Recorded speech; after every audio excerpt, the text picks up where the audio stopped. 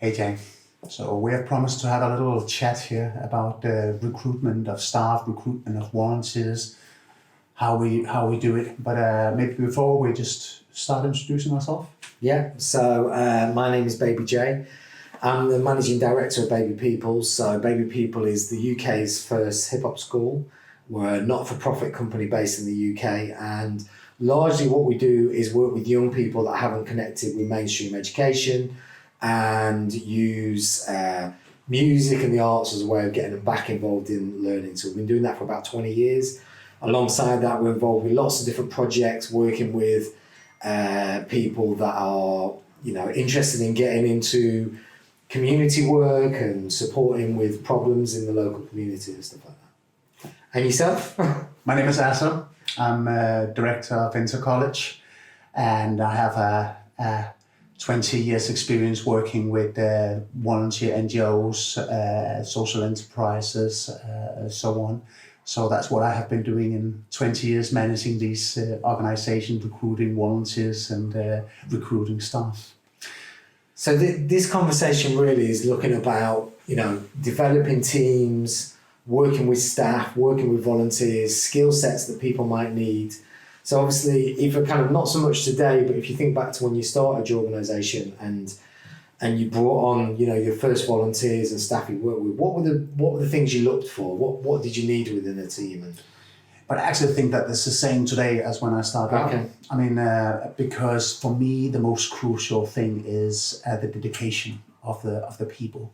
It's this the mindset that makes people go that extra mile in things. The mindset that makes people happy to sit up in the evening when we have a deadline and finish an application, or that makes people come in the weekend just to do the last piece of work. That mindset and that dedication to the work, that's the most crucial thing. And most of the theoretical knowledge that will come with time. I mean, anyway, typically in the things we're doing, it takes so much time to onboard people that they will anyway not be up running on full speed from day one. But the dedication and the mindset of going one extra mile, that's just completely central. What about you? I mean, you have a little bit other setting in your organization. Yeah, I mean, to be honest, and I think this will be true for a lot of people that are interested in getting involved in not-for-profit or NGO organizations where their focus is going to be around what they're trying to achieve more than how they're going to achieve it. It's about this thing, I really want to see this change happen. And I think when we started off, we didn't really have a plan. So it was more about, well, I know this person, so I'm going to bring them in to do something, rather than working out, is this the right person for the organisation? But I think that's also a good start. I mean, honestly speaking, I think that when we are recruiting people or when we're recruiting volunteers, the first thing that I look at is this a person that I would like to spend time with? I mean, because we are a small team and we have to spend a lot of time together. We are going on projects abroad together. And I mean, if you're going to have a seminar in Turkey for 1 week time and you have to stay together with that person that you recruit, I mean, it's going to be a long week if you cannot stand that person, right? So I believe that this personal chemistry that actually is important. And how much is that important? Because as a person or as a team, you want to have an easier life, and how much is it important because it actually helps you achieve what it is, the aims of the organisation? And that's right, but those things are connected. I mean, in a volunteer organisation and in my company, I mean, we're here because it's fun. And we're doing this because it's fun. I mean, in our staff policy, in the introduction to the staff policy, we were writing that we are in Intercollege because we like what we're doing. And the moment that we don't like what we're doing, we will stop it and we will close it. So I mean, the well-being of my colleagues, the well-being of me, and that we have people around us that we like, I think that's really crucial. And think about how many hours I spend a week in the company, and that's way beyond the time that I would spend with my friends outside or with my family. I spend much more time with my colleagues. So it has to be people that we like somehow. But I do agree also that you can say sometimes you need people with total other competences or total mindset coming from total different backgrounds. And that's why I think that it's important to distinguish that you don't recruit just people who look like yourself, but who are different, who have different approaches, but it still have to be people that you like to share a beer with in the evening. And when you're talking about this dedication people have, do you think that dedication is born out of a desire for people to progress their careers, that they kind of, well, I want to do really well with this, I'm going to the next thing, or is the dedication born out of the belief in what the organisation stands for? So if I've got something that's around climate change, is it important that I find people that are really dedicated to climate change, or people that just want to be really effective professional team members because it's part of their career development? No, I think it's crucial that there's somebody who is agreeing with the theme and whatever subject you're working with. But maybe I'm wrong, but I perceive this dedication as something you have inside you, and that's disregarding what subject it is. I mean, if you are the person that needs to act and that needs to do things and that wants to complete things, then you're that kind of person regarding what subject you're working with. And that can be children's right, that can be environment, but just the dedication to do something and make a difference. Maybe also a desire to build a monument for yourself, that can also be. I don't know but where do you think that it comes from? I mean, you must also recognize this dedication. It's funny, like with and this will partially be about my journey. So I didn't go to university, I didn't have a lot of qualifications. For me, it was all about kind of passion for music and the arts and what that can do. And I think I look for those skill sets in other people. So when we have lots of people over the years that have come through the organisation, but when I see someone that, like you said, that is really dedicated, that's going to put in the hours, that, I think a key thing for me is seeing someone that when a problem comes up, they take ownership of that problem without me saying, I need you to fix this. So if I say to someone, I need you to do A, B, and C, and they do A, B, and C, that's great. If they do A and not B and C, less so. But if they do A, B, C, and then D and E and F, then that's the person that I'm going to really focus my time into to develop them, to make sure they're happy, to support them. Because some people do things and they, this is what I'm here to do from this hour till this hour, and that's it, finished. But as an entrepreneur, or as someone that manages and develops projects like you've done through your career, and like your team do, and like we do at Baby People, what you know is that whatever plan you have, whatever project you have, there's going to be another 2 or 3 things that come up that you didn't expect. And the real skill set is the ability to deal with whatever those problems come up that you didn't know were going to happen, and just be able to take that in your stride and kind of go, okay, this problem is now here, this is how we're going to fix that problem. So when I see that skill set, that's what I kind of really focus on as a thing. And the other thing I would say is that for a long time as an organisation, what I did is, it's interesting you kind of saying, people that look like me, and not just physically look like you, but come from the same cloth, come from the same mould. And for a long time, we would kind of go, oh, we know this guy, and he's into the same music as us, he dresses like us, he does this, he does that.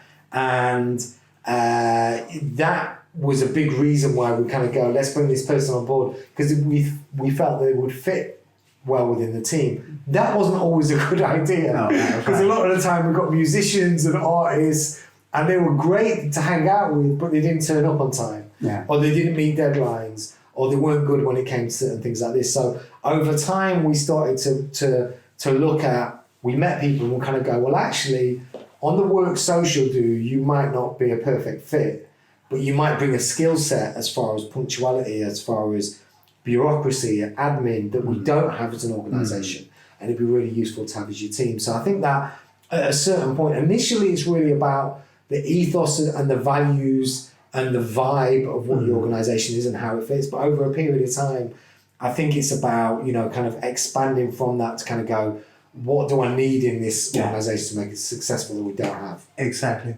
But I think that we're talking about the same thing. I mean, you say about entrepreneurial mindset, and we talk about this ability to not only execute the plans and follow the plans from A to Z, but to change the plans and to evaluate any given circumstances and then choose the direction that is needed in that moment.